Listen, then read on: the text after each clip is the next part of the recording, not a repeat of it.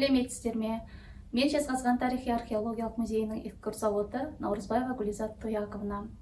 Елбасымыздың шешімімен шілденің алғашқы жексенбісі ұлттық домбыра күні болып жарияланды. Жыл сайын атап өтілмек бұл мерекенің біздің ұлттық руханиятымызға қосар үлесі салмақты болмақ. Өнерпаз халқымыздың асылынан артық қастерлеп үкі таққан, жалғызындай аялап хақ төріне ілген ең қымбат, ең сүйікті музыкалық аспаптардың бірі осы домбыра. Домбыра екі шекті шертпелі аспап. Осы үлгідегі және де атауы да домбыра сөзіне ұқсас музыкалық аспаптар көршілес жатқан өзбек, татар, моңғол, түрік, қырғыз елдерінде де сақталған. Қазақтың домбырасы жұмсақ, қоңыр әуенмен ерекшеленетін, дыбыстық диапазоны 1,5 октавадан 2 октаваға дейін жететін мүмкіндігі мол аспап.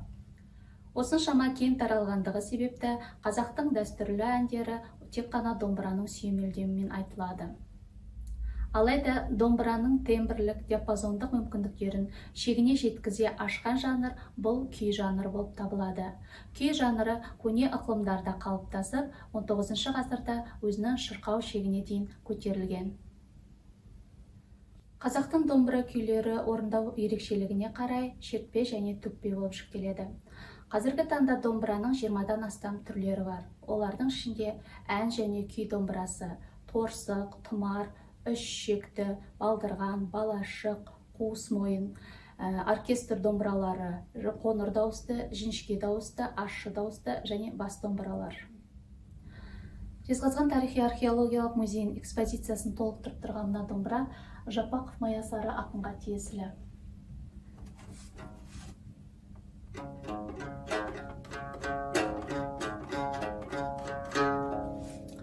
Жапақов Майасары ақын 1889-1965 жылдар аралығында өмір сүрген.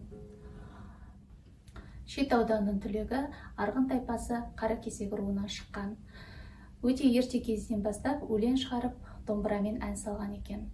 Ұстаздары Ыбырай, Мұхит, Мәди секілді ақын әншілерді ұстаз тұтқан. Жапақов кеңес үкіметі кезінде Қарағанды кеншілерінің өмірі мен еңбегін жырлаған ақын ретінде танылды. Ұлы Отан соғысы кезінде атынан атам қазақ айналайын деген патриоттық толғауы қазақ жауынгерлерінің арасында кеңінен танылды.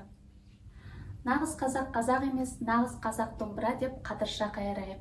Олай болса, ұлы ұлттың баласы, ұлықта домбыранды.